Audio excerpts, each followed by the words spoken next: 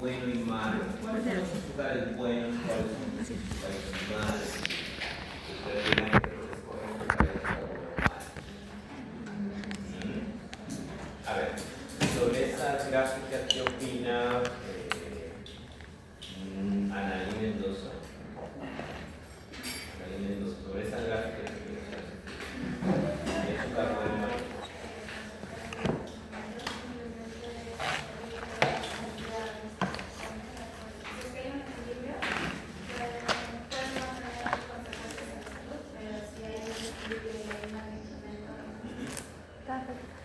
No hay azúcar bueno, no hay azúcar malo, lo que cambia es la cantidad. Aquí hay fructosa añadida, en las frutas también hay fructosa, ¿no? Entonces acá miren, esos son carbohidratos, los carbohidratos también son azúcares, pero a veces se les llama azúcares. Entonces aquí hay fibras, son carbohidratos y las fibras son malas, ¿no? Pero también usted va a tener fibras que son muy insolubles. Por ejemplo, de un tronco seco, alguien se come tronco seco pensando que es fibra y va a ser bueno para la salud. No, porque o sea, esa es fibra de origen vegetal, correcto. Pero eso no quiere decir que yo me voy a consumir esa fibra, porque simplemente es fibra, no funciona así. Entonces, en esta sesión vamos un poco a diferenciar los tipos de carbohidratos. Puedo prender un ratito y me avisa cuando esté con frío. Chicos, azúcar bueno y malo. Esa denominación va a depender de la cantidad. ¿El cuerpo necesita azúcar? Sí. Sí, hemos dicho que la glucosa es crucial para todos los procesos bioquímicos, de alguna manera. Entonces, tengamos en cuenta eso. Ahí. ¿Qué vamos a ver en esta sesión de aprendizaje? Vamos a ver un poco de los carbohidratos de la dieta, su digestión, absorción y transporte. Es decir, vamos a hablar incluso de la insulina. Y ahí miren, sin azúcar, estas etiquetas que a veces tienen algunos productos, ¿qué les indican? O alto en azúcar también. Ya lo pagué por si acaso. Acá, ¿qué es esto? ¿Qué quiere decir esta etiqueta? Sin azúcar.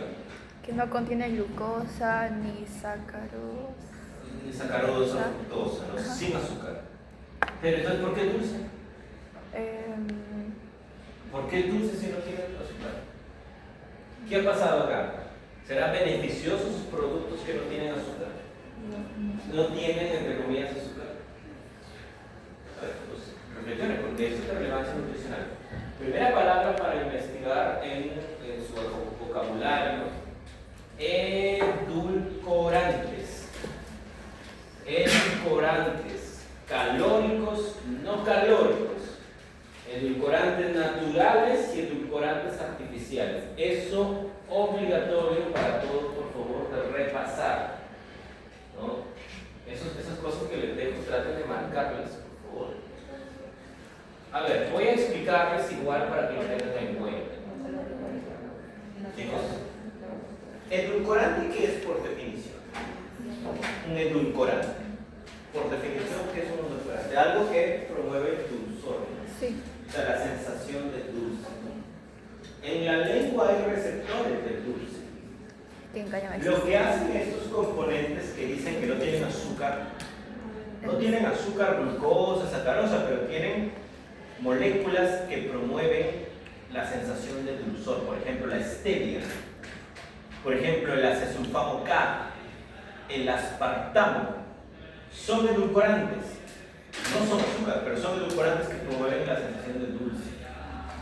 ¿Son buenos o malos? La evidencia un poco nos apunta que son perjudiciales. ¿Por qué?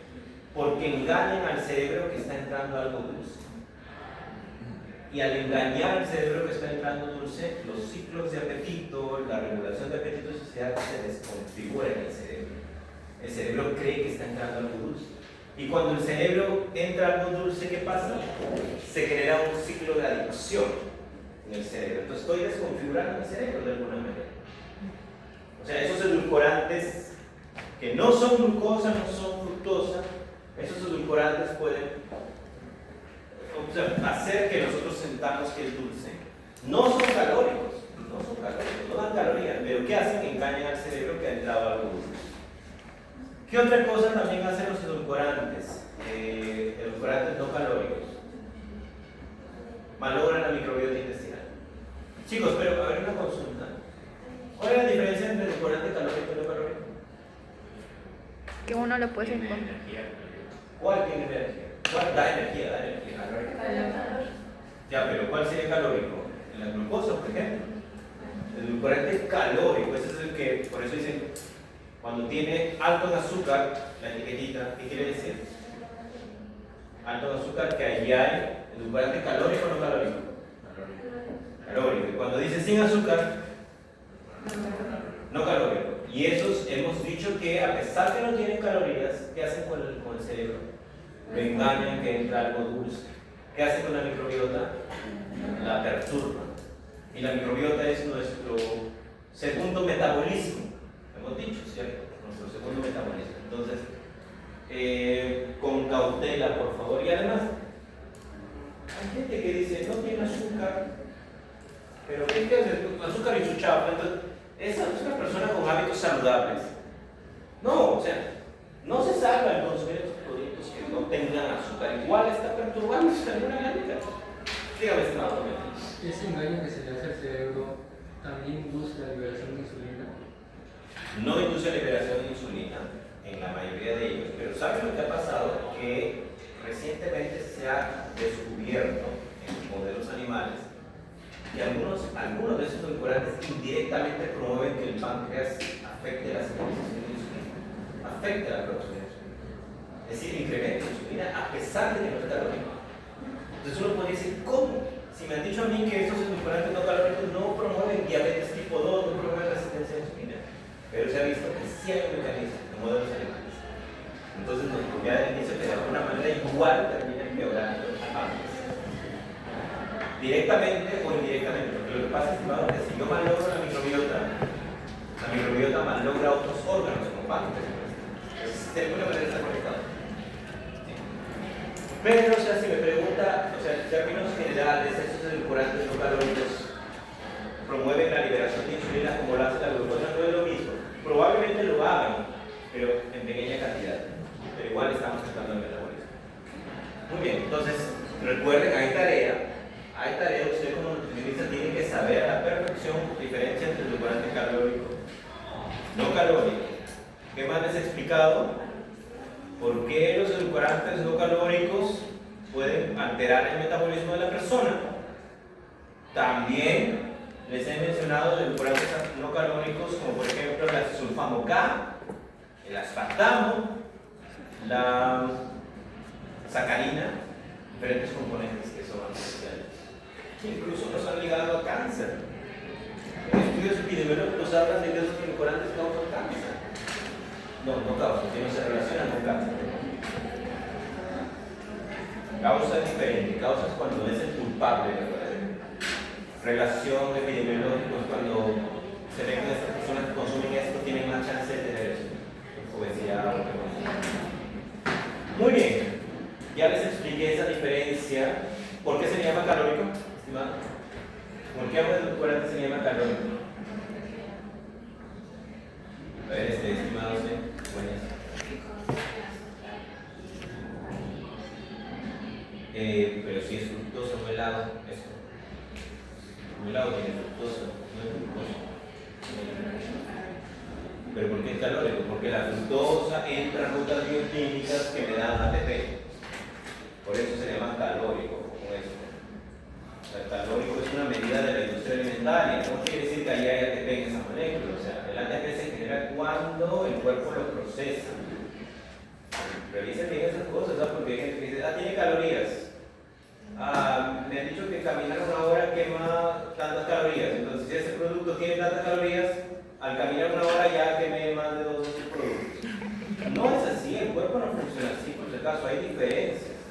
Hay mucha gente rara que dice, no, hoy día he comido pollo a la brasa, mañana los quemo en el gym. ¿Sí? No funciona así, el metabolismo humano es diferente, hay varias variables que influyen en cómo generamos energía y cómo gastamos. ¿Sí? Entonces, miren acá, miren. ¿Dónde hay carbohidratos? ¿Dónde hay carbohidratos? Miren.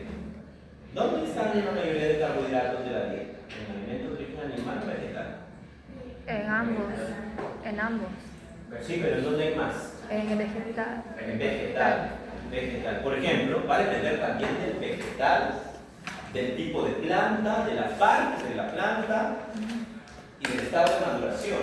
Por ejemplo, un plátano verde y un plátano maduro, ¿quién contribuye con más azúcares simples? Maduro. ¿Quién contribuye a más fibra? Verde. ¿Se dan cuenta? Hay diferencias dependiendo del estado de maduración. Pero vayamos acá. Acá hay una célula vegetal. ¿Ven una célula vegetal?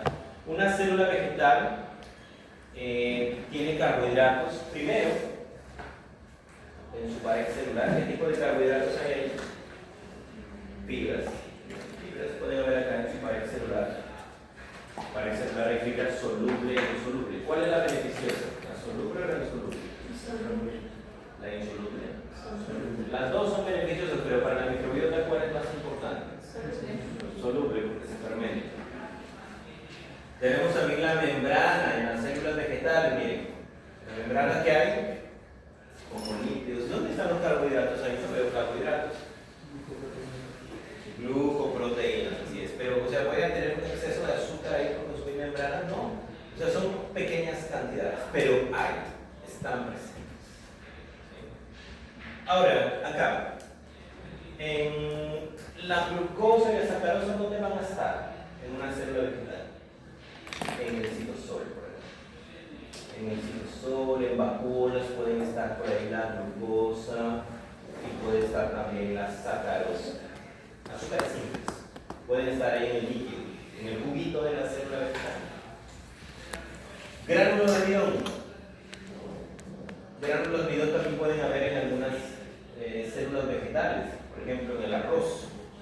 ¿Cierto? El arroz está hecho de un montón de células en donde esas células tienen gránulos de almidón. El camote, la papa, las células de esos vegetales tienen gránulos de almidón. ¿Sí?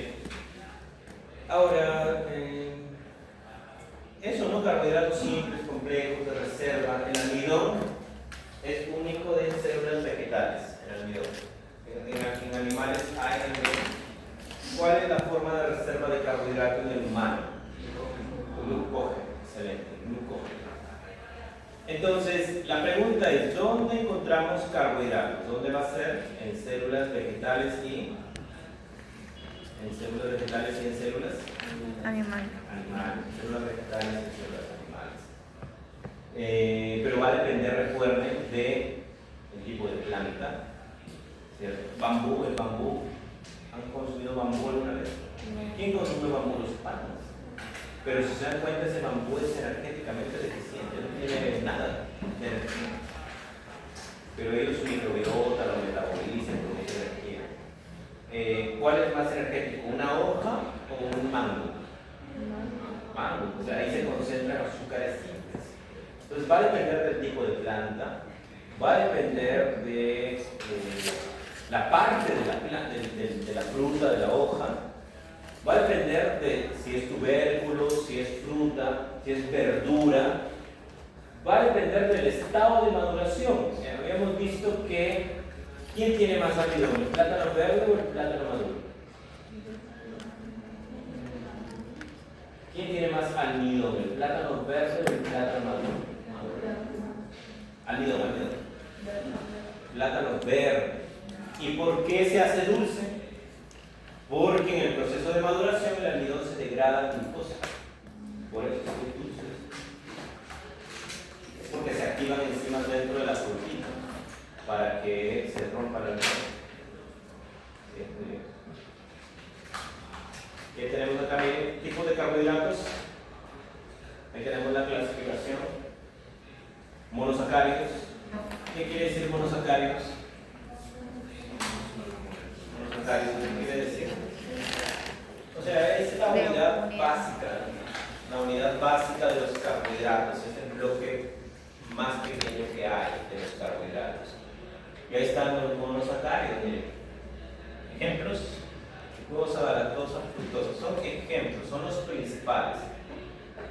Disacáridos, ¿qué quiere decir disacárido? Son la parejita. O sea, Disacárido se refiere a la unión de dos ¿qué? Dos moléculas de monosacárido. O sea, disacárido se refiere a la unión de dos moléculas de monosacárido. ¿Y el enlace que los une cuál es? Glucosídeo, muy bien. Miren acá la lactosa. ¿La lactosa de qué está hecha? Glucosa y la maltosa. Glucosa. La sacarosa. Glucosa y fructosa. Muy bien. O sea, esos son los disacáridos. Y los polisacáridos, ahí está el almidón. El almidón, está la inulina. ¿No? ¿La inulina en dónde está? No es insulina. ¿Dónde está? No, la inulina es un polisacárido de fructosa, pero la inulina está en espárragos, ¿no? En la chicoria. ¿El almidón en dónde está? Tubérculos, plátanos verdes, cosas verdes, mango verde. ¿La celulosa en dónde está? En vegetales. ¿Y de qué está hecha la celulosa? De glucosas, pero las glucosas están unidas por medio de enlace beta acá. Son muy difíciles de romper. El ácido hialurónico también es un polisacárido. ¿La quitina en dónde está? ¿Dónde está la quitina? En hongos, en insectos. ¿Y el glucógeno en dónde está? En la... En animales. Y ahí tenemos, para que sea polisacárido, ¿cuántos bloques debe tener? Más de 10 bloques para que sea considerado un polisacárido. ¿Y un póligo? ¿Cuántos bloques tiene que tener?